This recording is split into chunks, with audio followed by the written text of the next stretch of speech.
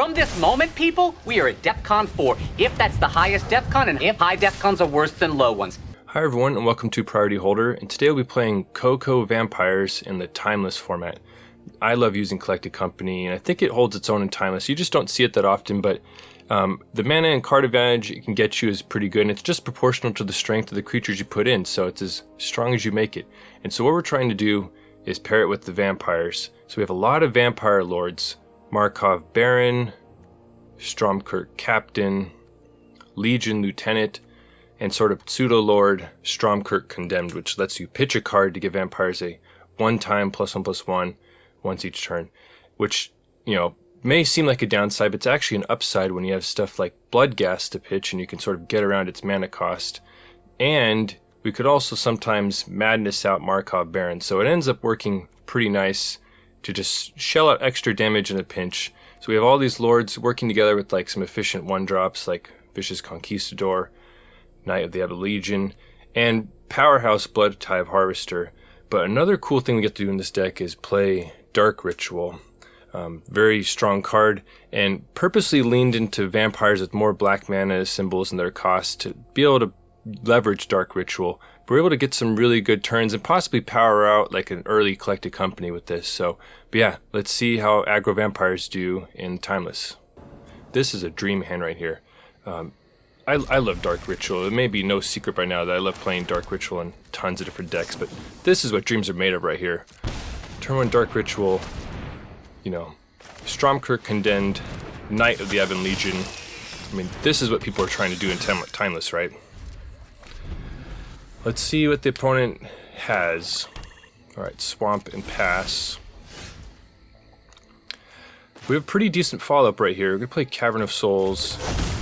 We're going to be able to play Knight of the Ebon Legion and convoke out a Markov Baron and get the Stromkirk Condemned discard 1-time pump ability. So, only attacking with Stromkirk Condemned because we still need to be able to convoke. We need 2 creatures to be able to convoke it since we only have 1 land untapped. So, that's why we didn't send him with the non-summoning sick Knight as well. So, yeah, just auto-paying this. Alright, opponent has Fatal Push, so they kill that, but we still managed to play a Lord, and that's not a bad turn too, you know, how much power we have on board. Oh, opponent's going big as well. And 1 ring, okay. Pretty strong. That's going to stop us from doing any damage right now. Sort of unfortunate. So we're just going to play the Cavern of Souls and just wait until the ring protection wears off. Opponent starts drawing. Let's see what their follow-up is. Alright, so they're activating the ring again. Alright, so they spew off an Inquisition, which does nothing because we just have a land in hand, so that is good at least, but the opponent has a ton of cards and they are not dead yet, so... Alright, gonna play the Mana Confluence and deploy Legion Lieutenant, just get another Vampire Lord out there. Send on in. Alright, opponent doesn't have anything, so they take a ton of damage there, and both of our Knights pick up counters. So, that's pretty fortunate. Alright, so opponent plays a post-combat Bowmasters. I guess they didn't want to chump with the Orc army for some reason, so opponent falls to 8. Alright, has a ton of cards, so alright, Beseech the Mirror. Let's see what they grab. And they just get to replace a ring. They just want the new round of ring protection. And pass to us, so the ring is tough. You know, we do have them sort of on the ropes a little bit until they can find, I don't know, if like a Grey Merchant or March of Wretched Sorrow, so we'll have to see if they can recoup some life. But their next round of ring protection is worn off at the very least. Alright, so opponent activates ring again. Has just seen a ton of cards. Alright, here's Dark Ritual. A little bit worried right here, like they're gonna... Alright. Opponent fires off an X=5 Meat Hook Massacre. And so what I'm gonna do is just activate Knight of the Ebon Legion, give it a +3/+3 pump until end of turn. I wasn't sure if it was gonna survive since 2 of its lords are dying, but we managed to survive at 0-1. So so the opponent's going to gain a little bit of life back. But we actually pull off the kill right here because we draw land number 6. And this is where the flooding actually pays off because we can just activate Knight twice, making sure the auto tapper doesn't screw me over right here, and get up to 8 mana. So it's not a guaranteed win because they could set an upkeep stop and hit us with March or Wretched Sorrow. But as it stands, the ring is going to kill them, and yeah, we lock up win 1. So that one felt good. As we move to the next game, please remember to gridlock the like button, comment, and subscribe. It supports the channel and helps you know what the people want. Thank you. Alright, more vampires. Let's see what we can do. Not as explosive as last time, but still reasonably good. We got Vicious Conquistador on turn 1. And a couple Stromkirk Condemns locked and loaded for turn 2. Alright, another Conquistador. Conquistador's pretty dang good. I mean, it's effectively a 1-mana 2/2, at least in the early stages, and can get some unblocked damage through, so Stromkirk Condemned, and we pass. Alright, see, Castle Garenbrig, looks like we're playing against a Titan deck. Gonna go ahead and attack in, and seeing that we don't have a land, I decide we just gotta start punching in some damage right now. So maybe it was worth playing and activating the second Stromkirk Condemned also, but we're still threatening a ton of damage right now. So let's see what the opponent does, and they just pack it in, like wow, so they couldn't stop it, and that's just sort of the aggro potential of this deck, especially like when fueled by Dark Ritual, and there it is. Alright, so another awesome Dark Ritual. That was just an incredible draw right there. It's going to allow us to go Conquistador into Stromkirk Condemned. And it's going to be very similar to game 1 where we'd be able to like turn to the Markov Baron off the Stromkirk Condemned trigger. So let's see what the opponent has. Alright, Grazer. Looks like it might be a Titan deck. Alright, and we pass. Alright, so it's going to be a similar deal as last time. So we're going to attack with 1 creature and then activate Stromkirk Condemned. I'm strategically attacking with Conquistador here because from the opponent's perspective it's a pretty safe block. So I'm actually wanting them to block just to clear out the Grazer right away and open the way for us. So opponent takes the bait.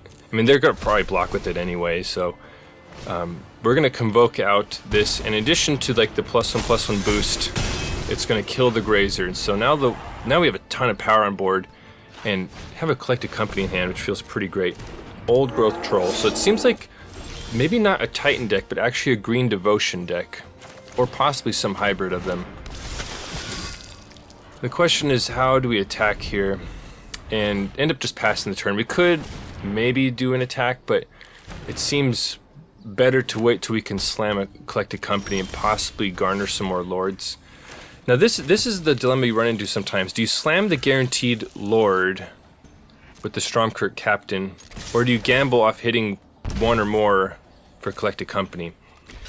I decide just to gamble for it, and this is the weird Invisible Arrow genre or period of time for Arena. So we're going to fire off Collected Company. We're going for that mana efficiency, hoping to hit at least 1 lord.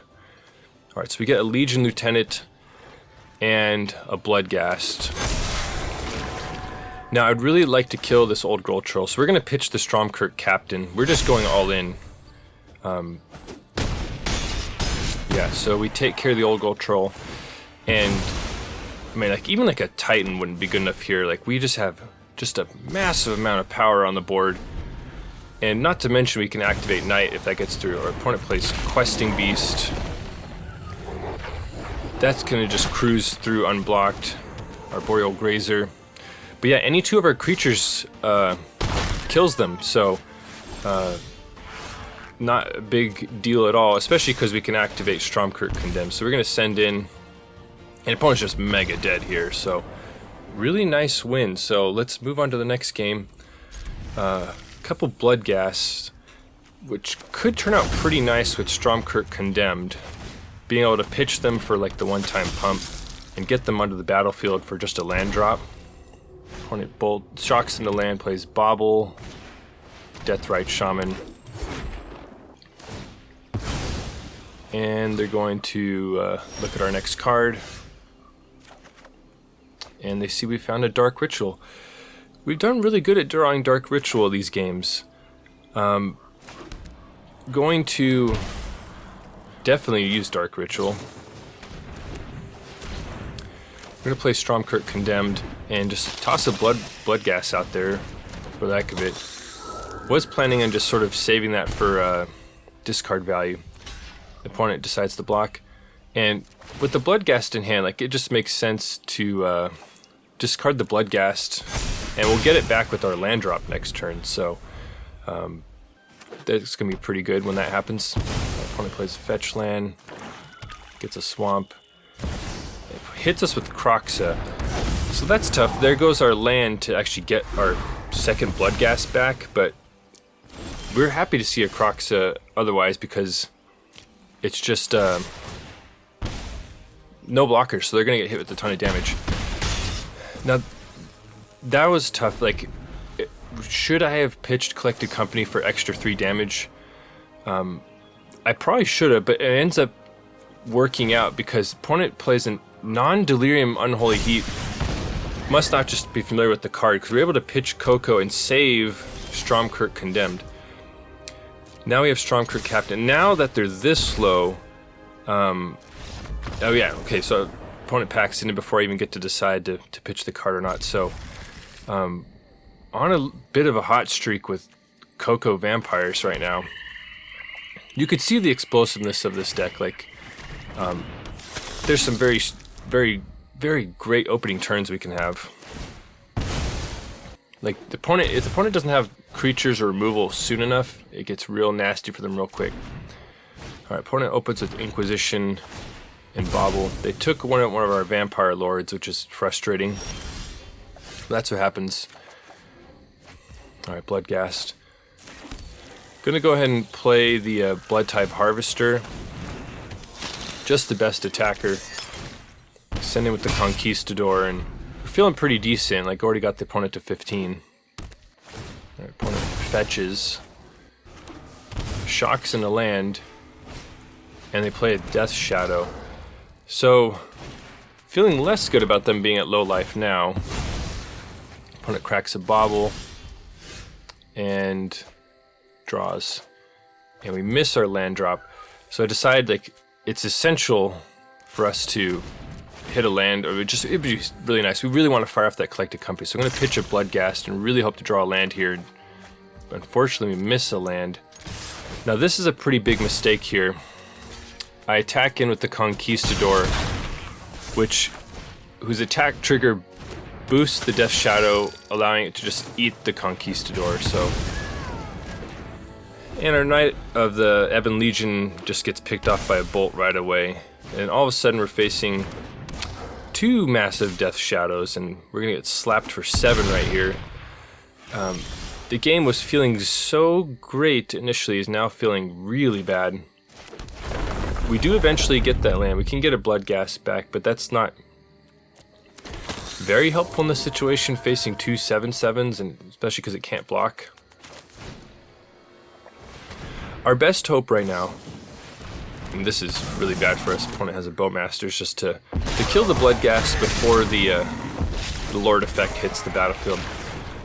The hope right there was our plan is to muster enough power to kill the opponent if they get too careless with their life total. However, we're just sort of like super dead here. Like, we're taking 11 damage, and yeah, opponent has the Bowmasters for the clean kill because they can send the damage at our face, boost the Orc army, and we are dead to incredible Death Shadow start. Man, what a fun and explosive deck. Like, I just love the sort of Dark Ritual turns we can have with just filling the board with a ton of creatures and putting the opponent immediately on the back foot. This deck has some good things going for it. A lot of redundancy because there's so many like Vampire Lords it can hit, and just some really explosive turns being fueled by Dark Ritual, Collected Company, and just like the really high quality hit rate. We're also really strong against Bowmasters. The only one that dies to it is Bloodghast, which comes back anyway. And there's just some nice things going on. It is a little bit weird in the mana base that we're sort of splashing Dark Ritual and Collected Company. without those cards, we can go heavier on like the 5-color lands, but I like the configuration the way it's at. Like Dark Ritual just offers so much more power if you can leverage it appropriately. You'll see a number of vampires that I considered, but I don't consider any of them that strong of candidates to make it in the main deck. The one maybe that I'm thinking that could do some work is Preacher of the Schism. Haven't tried it yet, but it seems like, turn 1 Dark Ritualing one of these out. It survives Bolt, takes a Revolted Fatal Push, and possibly creates more vampires, so I could see this one being pretty good. But anyways, let me know in the comments, what's your favorite vampire card?